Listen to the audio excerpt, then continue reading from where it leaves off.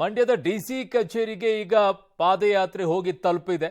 ಪ್ರತಿಭಟನೆ ಯಾವ ಸ್ವರೂಪವನ್ನ ಪಡ್ಕೊಳ್ಳಿದೆ ಅಂತ ಹೇಳಿ ಕಾರಣ ಅಲ್ಲಿ ಹೆಚ್ಚಿನ ಪೊಲೀಸ್ ಭದ್ರತೆಯನ್ನ ನಿಯೋಜಿಸಲಾಗಿತ್ತು.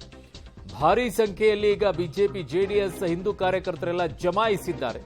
ಡಿಸಿ ಕಚೇರಿಯ ಎದುರು ಬ್ಯಾರಿಕೇಡ್ ಅನ್ನ ಹಾಕಿದ್ದಾರೆ ಪೊಲೀಸರು. ಸರ್ಪ ವ್ಯೂಹವನ್ನ ರಚಿಸಿದ್ದಾರೆ.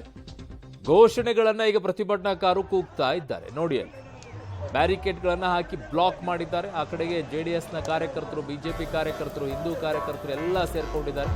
ಪೊಲೀಸರು ಅಲ್ಲಿ ದೊಡ್ಡ ಮಟ್ಟದಲ್ಲಿ ಸೇರ್ಕೊಂಡು ಭದ್ರತೆಯನ್ನ ಈಗ ಡಿಸಿ ಕಚೇರಿ ಮುಂಭಾಗದಲ್ಲಿ ಕೊಟ್ಟಿದ್ದಾರೆ. ಕೆಲವರಿಗೆ ಮಾತ್ರ ಅವಕಾಶವನ್ನ ಮಾಡಿಕೊಡ್ತಾರೆ. ಲೀಡರ್ಗಳಿಗೆ 4-5 ಜನಕ್ಕೆ ಹೋಗ್ಬಿಟ್ಟು ಡಿಸಿ ಅವರಿಗೆ ಮನವಿಯನ್ನ ಸಲ್ಲಿಸೋಕೆ ಅವಕಾಶವನ್ನ ಮಾಡಿಕೊಡ್ತಾರೆ. ಅದು ಎಂದಿನಂತೆ ಸಾಮಾನ್ಯವಾಗಿ ನಡೆಯುವಂತ ಪ್ರಕ್ರಿಯೆ. ಈ ರೀತಿಯಾಗಿ ನಡೀಬೇಕಾದ್ರೆ ಕೆಲವರಿಗೆ ಮಾತ್ರ ಅವಕಾಶ ಕೊಟ್ಟು ಯಾರು ಮುಖ್ಯವಾಗಿ ಲೀಡರ್ಸ್ಗಳಿರ್ತಾರೆ ಅವರನ್ನ ಒಳಗಡೆಗೆ ಕಳುಹಿಸಿ ಡಿಸಿ ಅವರಿಗೆ ಮನವಿಯನ್ನ ಕೊಡೋದು, ಮಾತಾಡೋಕ್ಕೆ ಅವಕಾಶವನ್ನ ಮಾಡಿಕೊಡುತ್ತಾರೆ. ಇದು ಮಂಡ್ಯದ ಡಿಸಿ ಕಚೇರಿಯ ಮುಂಭಾಗದಲ್ಲಿ.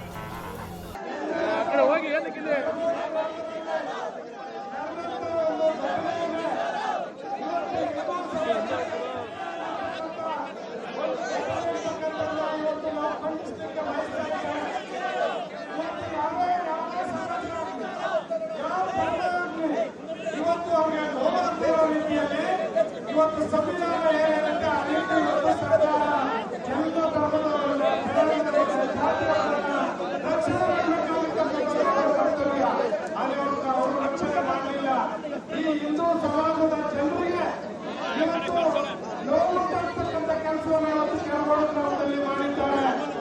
ಇವತ್ತು ಆಂಜನೇಯ ಸ್ವಾಮಿಯ ಭಾರತವನ್ನು ಕೆಳಗಡೆ ಇಳಿಸಿ ಈ ಸಮಾಜಕ್ಕೆ ಧಕ್ಕೆ ಆಗ್ತಕ್ಕಂಥ, ಈ ಧರ್ಮಕ್ಕೆ ಧಕ್ಕೆ ಆಗ್ತಕ್ಕಂಥ ಈ ಕೆಲಸವನ್ನ ಇವತ್ತು ಮಾಡಿರ್ತಕ್ಕಂಥ ಇದಕ್ಕೆಲ್ಲ ಜವಾಬ್ದಾರಿ ಸರ್ಕಾರ ಅಂತಕ್ಕಂಥದ್ದನ್ನ ನೇರವಾಗಿ ತಿಳಿಸಲಿಕ್ಕೆ ಬಯಸ್ತಾ ಇದ್ದೇನೆ.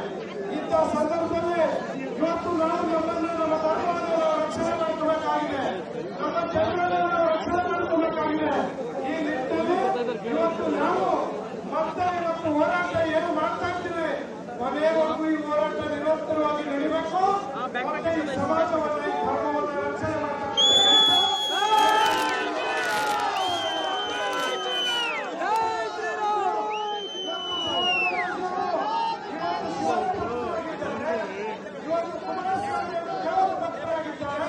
ಇವತ್ತು ಯಡಿಯೂರಪ್ಪನವರು ಇರ್ಬೋದು,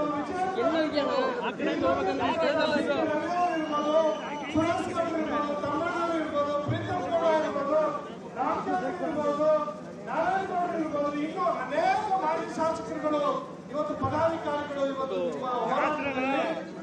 ಹೋರಾಟಕ್ಕೆ ತಲೆ ಕೊಟ್ಟಂತ ಸಂದರ್ಭದಲ್ಲಿ ಸಾವಿರಾರು ಮಂದಿ ಇವತ್ತು ಸೇರಿ ಪಾದಯಾತ್ರೆಯಲ್ಲಿ ಯಶಸ್ವಿಯಾಗಿ ಮಾಡಿರ್ತಕ್ಕಂಥದ್ದು ನಿಜವಾಗ್ಲೂ ಕೂಡ ಸಂತೋಷವನ್ನ ತಂದಿದೆ. ಈ ಸಂದರ್ಭದಲ್ಲಿ ಇವತ್ತೇನು ನಿನ್ನೆ ಕೆರಗೋಡು ಗ್ರಾಮದಲ್ಲಿ ಆಗಿರತಕ್ಕಂಥ ಅಹಿತಕರ ಘಟನೆ, ಇದಕ್ಕೆ ಕಾರಣ ಸರ್ಕಾರವೇ ಇದರ ಹೊಣೆಯನ್ನು ಹೊರಬೇಕಾಗಿದೆ. ಈ ಜವಾಬ್ದಾರಿಯನ್ನು ಸರ್ಕಾರವನ್ನು ಇವತ್ತು ನಾವು ಹೊಣೆಗಾರರನ್ನಾಗಿ ಮಾಡ್ತಾ ಇದ್ದಾರೆ. ಹಾಗಾಗಿ ಇವತ್ತು ಏನು ತಾವು ಕೂಡ ಶಾಂತಿಯುತವಾಗಿ ಪಾದಯಾತ್ರೆಯನ್ನು ಮಾಡ್ಕೊಂಡು ಬಂದಿದ್ದೀರಿ.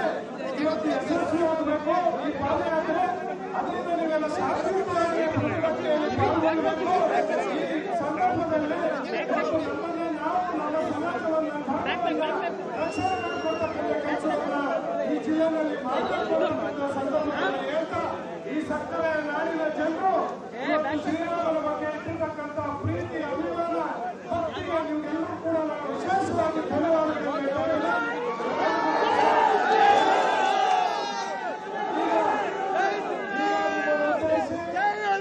ಹಾಸನದ ಮಾಜಿ ಶಾಸಕರಾದ ಮಾತನಾಡ್ತಾರೆ.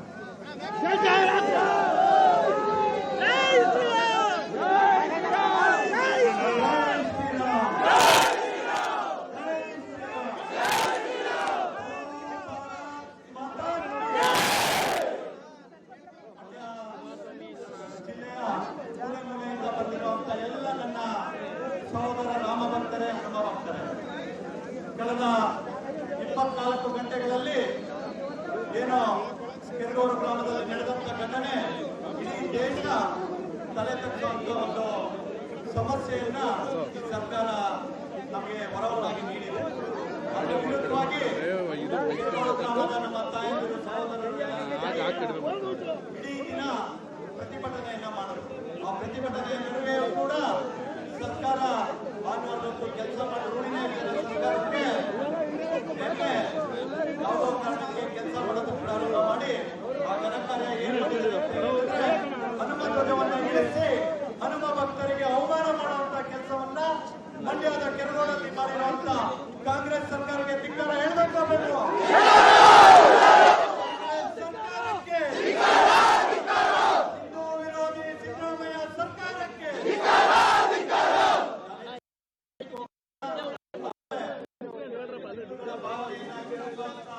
ವರ್ತನೆಯನ್ನು ಏನು ಮಾಡ್ತಾ ಇದ್ದಾರೆ ಆ ವರ್ತನೆ ನಿನ್ನೆ ಮೊನ್ನೆಯದಲ್ಲ. ಏನು ಜನಸೇವೆಗೆ ಸೊ ಇದು ನೇರವಾಗಿ ಶುರುವಾಗಿದ್ದು ಒಂದು ಗ್ರಾಮ ಪಂಚಾಯಿತಿಯಲ್ಲಿ, ಒಂದು ಗ್ರಾಮದಲ್ಲಿ ಒಂದು ಧ್ವಜವನ್ನು ಹಾರಿಸ್ಬಿಟ್ಬಿಟ್ಟಿದ್ರೆ ಒಂದು 20 ಜನ 30 ಜನ 50 ಜನ ಇರೋರು ಆ ಊರಿನಲ್ಲಿ, ಅಥವಾ 100 ಜನನ ತಿಟ್ಕೊಳ್ಳಿ. ಆದರೆ ಈಗ ಅದನ್ನ ಕೆಳಗಿಳಿಸ್ಬಿಟ್ಟು ಇಡೀ ಜಿಲ್ಲೆ ಇಡೀ ರಾಜ್ಯಕ್ಕೇ ಗೊತ್ತಾಗೋ ರೀತಿಯಲ್ಲಿ ಮಾಡಿಬಿಟ್ರಲ್ಲ, ಅವ್ರನ್ನ ಜಾಣರು ಅನ್ನಬೇಕಾ ಅಥವಾ ದಡ್ಡರು ಅನ್ನಬೇಕಾ, ಅಥವಾ ಇರ್ಲಾರ್ದೆ ಇರುವೆ ಬಿಟ್ಕೊಳ್ಳೋದು ಅನ್ನಬೇಕಾ, ಅಥವಾ ಅವ್ರಿಗೆ ಬೇಕಾಗಿರುವ ಆಹಾರವನ್ನು ನಾವೇ ಕೊಡ್ತಾ ಇದ್ದೀವಿ ಅಂತ ಕಾಂಗ್ರೆಸ್ನವ್ರು ಅನ್ಕೋಬೇಕಾ?